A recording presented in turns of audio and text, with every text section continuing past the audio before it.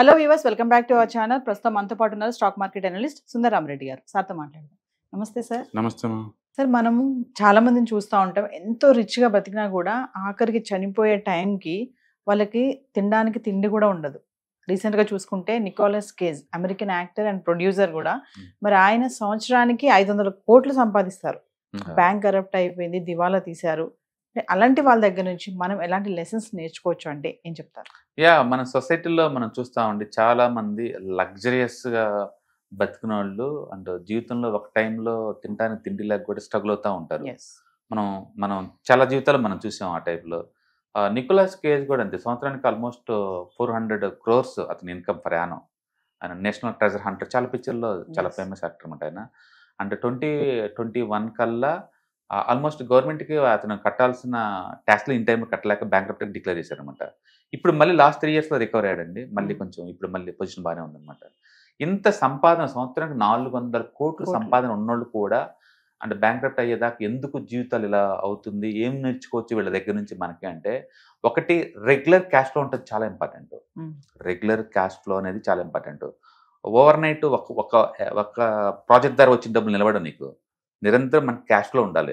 Like ఒక 10 ఇళ్ళు రెంట్కి ఇచ్చామనుకోండి, నిరంతరం మంత్లీ 2 lakhs 3 lakhs వస్తుంటాయి నీకు జీవితకాలం తరతరాలు. నిరంతరం క్యాష్ ఫ్లో అంటే అది అనమాట. మనం వర్క్ చేసిన చేయకపోయినా వచ్చేలాగా ఉండాలి. అందుకని క్యాష్ ఫ్లో అనేది రిచ్నెస్ అండి. అంతే తప్ప నాకు 100 ఎకరాల పొలం ఉంది, అది ఒక సంవత్సరం వర్షాలు పడకపోతే నీది 100 ఎకరాలు జీరో వాల్యూ. లెక్కేసుకోవడానికి ఏమో ఎకరం ₹1 అని చెప్తారు, నా దగ్గర 100 కోట్లు ఆస్తుందని చెప్తారు. బట్ క్యాష్ ఫ్లో ఏది? క్యాష్ ఫ్లో లేదు. కాబట్టి డబ్బులు ఎక్కువ జనరేట్ అవుతూ ఉండాలి. ఓకే. రెండోది ఏంటంటే, మనకు వచ్చే క్యాష్కి మన లైఫ్ స్టైల్ తక్కువలో ఉండాలి. ఇప్పుడు నాకు మంత్లీ 1 లక్ష వచ్చింది అనుకోండి, నా లైఫ్ స్టైల్ ఖర్చు మొత్తం అంతకంటే తక్కువలో ఉండాలి, అంతకంటే ఎక్కువ ఉండకూడదు. అట్లా మన లైఫ్ స్టైల్ ఎప్పుడు కూడా వచ్చేదాంతో బట్టి తక్కువ ఉంచుకుంటే ఎంతకంత మిగులుతుంటే దాన్ని ప్యాషన్ ఇన్కమ్లా పెట్టుకోవచ్చు అనమాట. అలాగే ఇతను కూడా ఇన్కమ్తో పోల్చుకుంటే ఖర్చులు ఎక్కువ ఉన్నాయి. ఇన్కమ్తో పోల్చుకుంటే ఖర్చులు ఎక్కువ ఉన్నాయి, కాబట్టి డబ్బులు దాచలేకపోయాడు అనమాట. అందుకని లైఫ్ స్టైల్ అనేది అంటే నీ ఫైనాన్షియల్ సెక్యూరిటీకి సపోర్ట్ లాగా ఉండాలి తప్ప ఫైనాన్షియల్ సెక్యూరిటీ తీసుకునేలాగా ఉండకూడదు లైఫ్ స్టైల్స్ ఎప్పుడు కూడా. అది. రెండోది ఓవర్ లెవరేజ్ అనమాట. టూ మచ్గా రిలేషన్షిప్లో పెట్టాడు. టూ మచ్గా మోస్ట్ ఎక్స్పెన్సివ్ రియల్ ఎస్టేట్ మొత్తం కొనుక్కుంటూ వెళ్ళాడు. అవి ఇన్ టైంలో అమలాపోయావు. నాకు అర్జెంట్ డబ్బులు కావాలన్నప్పుడు అవి ఏ సెట్ నేను ఏం చేయలేకపోయాను అనమాట. అందుకని మీరు ఏదైనా కొంటే టూ మచ్గా రియల్ ఎస్టేట్ ఒకటి మేము ఫోకస్ చేయకూడదు. లిక్విడ్ అసెట్స్ కాబట్టి స్టక్ అయిపోతారు ఒక పాయింట్ ఆఫ్ టైం అనమాట. అంటే థర్డ్ వన్, లగ్జరీ అనేది ఒక ట్రాప్. అది మనం ఏదో 4 కార్లు 2 బాడీ గార్డ్స్ లేదా అది ఇది అనుకుంటాం, కానీ లగ్జరీ అనేది అఫోర్డబిలిటీ లేకపోయినప్పుడు ట్రాప్ అవుతుంది అనమాట. ఇతనికి 50 కార్లు ఉన్నాయండి అండ్ 30 మోటార్ బైకులు ఉన్నాయి. ఒక డైనోసార్ స్కల్ ఏలంపాటలో $3 లక్షలు కొన్నాడు. $3 లక్షలకి ఒరిజినల్ డైనోసార్ స్కల్ని. అలాగే ఒక ప్రైవేట్ ఐలాండ్ కొన్నాడు. వీటన్నిటి వల్ల రూపాయి కూడా అది ఇన్కమ్. వీటన్నిటి వల్ల రూపాయి కూడా ఇన్కమ్ రాదు. అది ఇన్కమ్ ప్రొడ్యూస్ చేసే అసెట్స్ కాదు, డిప్రిసియేషన్ అసెట్స్ మొత్తం కూడా. ఇంటైనా నువ్వు అమ్మాలంటే ఎవరు కొనే దిక్కుండదు. వీటిని డైనోసార్స్ ఎవరు కొంటారండి? ఈ ప్రైవేట్ ఐలాండ్ ఎవరు కొంటారు అంత ఈజీగా? అందుకని లగ్జరియస్ ఉండాలి అంటే నీ ఇన్కమ్ అది సపోర్ట్ చేయాలి. నీ ఇన్కమ్ పరిధి దాటి నువ్వు కొన్నావు అనుకున్న లగ్జరియస్ని ట్రాప్ అయిపోతారు. అందుకని మెజారిటీ పీపుల్ ఏంటంటే డూప్లెక్స్ హౌస్లను కొంటారు. 20 లక్షలు 30 లక్షలు 30 కోట్లు 20 కోట్లు 30 కోట్లు పెట్టేసి. ఆ టైంలో ఎమోషనల్ బాగానే ఉంటుంది. 1 or 2 years ఇన్కమ్ బాగుంది, లైఫ్ స్టైల్ బాగుంటుంది. ఇన్కమ్ ఎప్పుడైతే ఆగిపోయిందో దీన్ని ఈఎంఐ కట్టలేరు. ఇంకా ఈఎంఐ చూస్తే మంత్లీ 4-5 లక్షలు కట్టాలి. జాబ్ పోయినప్పుడు ఇన్కమ్ పోయింది కదా. అంటే ఫ్యూచర్లో వచ్చే జాబ్ ఇన్కమ్ చూసుకొని కొంటారు వీళ్ళు, ఇప్పుడు ఉన్న ఇన్కమ్ బట్టి కాదు. ట్రాప్ అవుతారు. ఇప్పుడు దాన్ని అమ్మనం లేడు, దాని మెయింటెనెన్స్ ఫీజే మంత్లీ 1 lakh ఉంటుంది. అలాంటి లైఫ్ స్టైల్. అందుకని లగ్జరియస్ లైఫ్ స్టైల్ అఫోర్డబిలిటీ ఉందా లేదా మనం చెక్ చేసుకోవాలి. రైట్. అందుకని ఇతను టూ మచ్ లగ్జరీకి వెళ్ళాడు, సో ట్రాప్ అయిపోయాడు. And fourth one, quick money always disappear very fast. ఒక లాటరీ టికెట్లో డబ్బు వస్తే జీవితకాలం ఉండదు, అది వచ్చిన స్పీడ్గా. అందుకని రెగ్యులర్ క్యాష్ ఫ్లో ఉంటాం ఇంపార్టెంట్ తప్ప సింగిల్ టైం కాదు.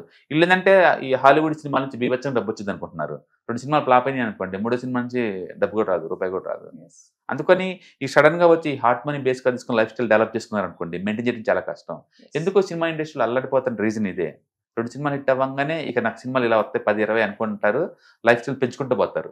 ఈ ప్రైవేట్ హెలికాప్టర్లు కొంటాలు, ఒక 10 మంది కార్లు కొంటాలు, సెక్యూరిటీ గార్డులు పెట్టుకోవటాలు, సొంతంగా మేకప్ మ్యాన్లో డైటిషియన్లు పెట్టుకుని ఇవన్నీ చేస్తుంటారు. 2 సినిమాలు ఫ్లాప్ అయింది అనుకోండి, ఇన్కమ్ లేదు కదా. ఇంకా ఈ మొత్తం ఎలా మేనేజ్ చేస్తారు ఇంకా? అందుకని ఎక్కువ ఇలాంటి స్టోరీస్ మనం ఫిల్మ్ ఇండస్ట్రీలో వింటాం. సడన్ గా లైఫ్ స్టైల్ వాళ్ళే పెంచుకునేది. వేరే ఇండస్ట్రీలో ఇంతగా లైఫ్ స్టైల్ ఎక్స్పెన్స్ చేసుకోరు ఎవరు. Yes. ఓకే, అందుకని ఇన్కమ్ ఏమో 1-2 సినిమాల ద్వారా వచ్చిద్ది, అది ఆగిపోయినప్పుడు అన్నీ ఆగిపోతున్నాయి అనమాట. అందుకని క్విక్ గా వచ్చి మన ఏది కూడా సస్టైనబిలిటీ ఉండకపోవచ్చు. Yes. నెక్స్ట్ మీరు అప్పుల్లో ఉన్నారనుకోండి, ఇన్కమ్ ప్రయారిటీ ఇవ్వాలి. అప్పుల్లో ఉన్నప్పుడు ఇతను బ్యాంక్రప్ట్ గా డిక్లేర్ చేయాల, వచ్చిన ఆస్తులు మొత్తం అమ్మేసుకుంటూ పోతుంది ఒకటి. అందుకని మీది ఏదైనా ఆస్తులు కనుక ఉంటే వాటి అమ్మటం మేము చేసుకోండి, ముందు అప్పులు క్లియర్ చేసుకోండి. అప్పులు ఉండని చెప్పి మీకు పీస్ ఆఫ్ మైండ్ దొరకదు, Yes. ఏం చేయాలో అర్థం కాదు. అందుకని అప్పులు ఏదైనా ఉంటే ఈ టైంలో వెళ్ళే. అండ్ మీకు ఏదన్నా డబ్బు అవసరం, ఇక లైఫ్ స్టైల్ మెయింటైన్ చేయలేకపోతున్నాను అనుకోండి, అన్నెసరీ థింగ్స్ అన్ని అమ్మేసుకుంటూ పోండి. మనోడికి 50 కార్లు ఉన్నాయి, అమ్మేసే. 30 బైక్లు ఉన్నాయి, అమ్మేసే. ప్రైవేట్ ఐలాండ్ అమ్మకాన్ని పెట్టేసే. స్కల్ డైమండ్ స్కల్ అవసరం లేదు, అమ్మేసేయండి.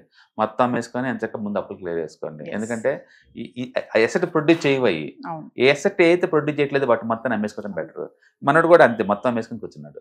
మొత్తం అమ్మేసుకున్న తర్వాత అప్పులని మొత్తం తీసేసాడు. నెక్స్ట్ సర్కిల్ ఏంటంటే రిపిటేషన్ అనేది ఎనీ టైంలో మనం బిల్డ్ చేసుకోవచ్చు. మన దగ్గర స్కిల్ కనుకుంటే hero never be zero. Yes. అందుకని రిపిటేషన్ అని చెప్పినది. రిపిటేషన్ కోసం చెప్పేసి ఫాల్స్ మిస్టేజ్ కోసం వీటన్నిటి నువ్వు మేనేజ్ చేయలేవు, వీటన్నిటిని పెట్టుకొని మేనేజ్ చేయలేవు. అందుకే చాలా మంది ఏదో నమ్మాలి అంటే ఏమైనా అనుకుంటారేమో, ఇలా సొసైటీ భయపడతారు, పరువు పరువు పోతుందేమో అనుకుంటారు. ఇన్సెక్యూర్ తో బతికే బదులు ఈ బెటర్ కదా Yes. ఇవి. అందుకని మనోళ్ళు వెంటనే చాలా వరకు అసెట్స్ మొత్తం అమ్మి అప్పులని క్లియర్ చేసుకున్నాడు. తర్వాత 22లో పిగ్ అని మూవీ తీశాడు, సూపర్ హిట్ అయింది. తర్వాత వెయిట్ ఆఫ్ మ్యాసివ్ టాలెంట్ అని 22లో తీశాడు, అది కూడా హిట్ అయింది. సో అందుకని repetition any point of skill అంటే ఉంటే మనం ఆ స్కిల్ ద్వారా మనం డెవలప్ అవ్వచ్చు అనమాట. Yes. సో ఇది. తర్వాత లైఫ్ స్టైల్ ఎప్పుడు కూడా మన ఫైనాన్స్ మ్యాటర్ డిక్టేట్ చేయకూడదు. లైఫ్ స్టైల్ మీ ఇన్కమ్ తగ్గట్టు లైఫ్ స్టైల్ ఉండాలి తప్ప, ఇన్కమ్ తగ్గింది అనుకోండి లైఫ్ స్టైల్ తగ్గించుకోండి, తప్పేం లేదు. Yes. ఎవరో ఏదో అనుకుంటారనే బదులు నీకు కంఫర్ట్ ఉందా లేదని చాలా ఇంపార్టెంట్ ఇక్కడ. Yes. ఓకే, సో మనడు కూడా అంతే, ఎర్నింగ్స్ ఎప్పుడైతే తగ్గిపోయినాయో లైఫ్ స్టైల్ కూడా తగ్గించుకున్నాడు, దాన్ని సెట్ అయిపోయాడు. అండ్ ఫైనాన్స్ ఎప్పుడైనా రావచ్చు నీకు మళ్ళీ ఆ లైఫ్ స్టైల్. మనోడు 2 సినిమాలు హిట్ అయ్యి మళ్ళీ ఎంతకంత మనీ సంపాదించుకున్నాడు. Yes. అందుకని స్కిల్ కనుకుంటే రిపిటేషన్ డెవలప్ చేసుకోవచ్చు, మళ్ళీ ఇన్కమ్ ఎప్పుడైనా తీసుకోవచ్చు. అందుకని స్కిల్కి ఇంపార్టెన్స్ ఇవ్వమంటాడు. అందుకని ఏదైనా సరే, ఏదైనా మీరు కొంటే అసెట్ ప్రొడ్యూస్ చేసే అసెట్స్ కొనుక్కోండి. Yeah. టూ మచ్గా రిలేషన్ పెట్టకూడదు, ఈ లిక్విడ్ ఇన్ టైంలో అమ్మలేరు. అండ్ అసెట్ ప్రొడ్యూస్ చేయలేని వాటిని మనం కొనకూడదు. చాలా మంది ఆర్టికల్స్ రేర్ పీసెస్ అని చెప్పి అవి కొంటా ఉంటారు, వర్కౌట్ అవుతాయి అన్ని కూడా, Yes. క్యాష్ ప్రొడ్యూస్ చేయనమాట. లైఫ్ స్టైల్ ఎప్పుడు ఖర్చులు మన కంట్రోల్లో ఉంచుకోవాలి. ఓవర్ నైట్గా అప్పుడప్పుడు వచ్చే డబ్బు ఎప్పుడు నిలబడదు. Yes. ప్లాన్ చేసుకొని ముందే దాన్ని సెట్ చేసుకోవాలి మనం, ఎందుకంటే రెగ్యులర్గా వచ్చే ఇన్కమ్ కాదు కదా. అవును. అందుకని వాటిని రెగ్యులర్గా ఇన్కమ్ వచ్చే చోట ఇన్వెస్ట్ చేయడం ద్వారా మనం దాన్ని రెగ్యులర్ ఇన్కమ్ మార్చుకోవచ్చు అనమాట. అలాగే ఏదైనా అప్పులు కనుక అయితే లైఫ్లో ఇమీడియట్గా ముందు అన్ప్రొడ్యూస్డ్ అసెట్స్ మొత్తం క్లియర్ చేసేసి పెంచుకోవడం బెటర్. స్కిల్ ఎప్పటికైనా మన అసెట్ అనమాట, అది అంటూ ఉంటే ఏదో టైంలో మళ్ళీ మనం కంబ్యాక్ రావచ్చు. అందుకని ఫైనాన్షియల్ ఆర్డర్స్ ఈ రోజు ఉంటే రేపు పోవచ్చు ఈ మొత్తం. అందుకని అప్పులు మొత్తం తగ్గించుకొని లైఫ్ స్టైల్ని మన కంట్రోల్లో ఉంచుకొని స్కిల్ ఎప్పుడు ఉంచుకోవడం ద్వారా ఈ అన్నిటిని మనం ఓవర్టేక్ చేసుకోవచ్చు అనమాట. ఊహించు, సంవత్సరానికి 400 కోట్లు సంపాదించే వాళ్ళు అండ్ 2020 కల్లా రోడ్డు మీదకి వచ్చాడు అంటే మనం ఊహించండి, 50 కార్లు 40 బైక్లు ఒక ఐలాండ్స్ ఉన్న వ్యక్తులు చిన్నోళ్ళు కాదు. ఇదే మనం మైక్ టైసన్ చూసాము, బోరిస్ వెల్సన్ చూసాము, అండ్ మన తెలుగు సావిత్రి చూసాము, అంటే కాంతారావు చూసాము.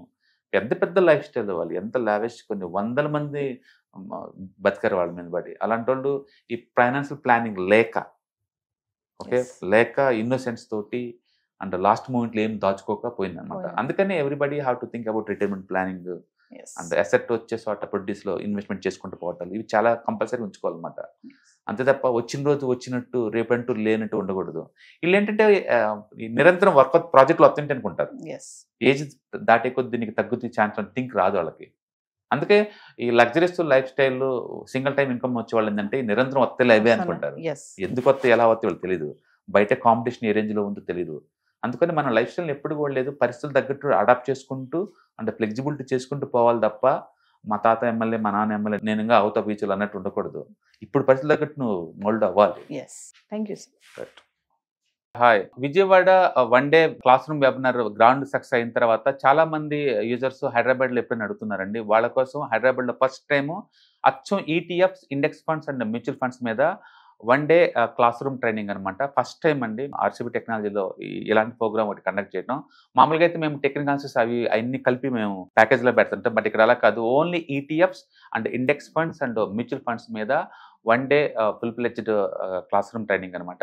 అంటే ఇంట్రెస్ట్ ఉన్న పార్టిసిపెంట్స్, మీరు కనుక వెల్త్ క్రియేట్ కావాలన్నా, వెల్త్ మెయింటైన్ చేద్దాం అనుకున్నా, లేదా వెల్త్ ప్రొటెక్షన్ చేసుకుందాం అనుకుంటే ఏ అసెట్స్ మీకు ఎలా యూజ్ అవుతుంది, ఈటీఎఫ్స్ అంటే ఏంటి, ఇండెక్స్ ఫండ్స్ అంటే ఏంటి, మ్యూచువల్ ఫండ్స్ అంటే ఏంటి, వాటిని ఎలా మేనేజ్ చేసుకుందాం అని తెలుసుకోవాలనుకుంటే ఈ వెబినార్ మీకు బాగా యూజ్ అవుతుంది. కాబట్టి ఇంట్రెస్ట్ ఉన్న పార్టిసిపెంట్స్ ఇన్ హైదరాబాద్ వాళ్ళు ఈ క్లాస్ రూమ్ ట్రైనింగ్కి మీరు ఎన్రోల్ అవ్వండి. All the best.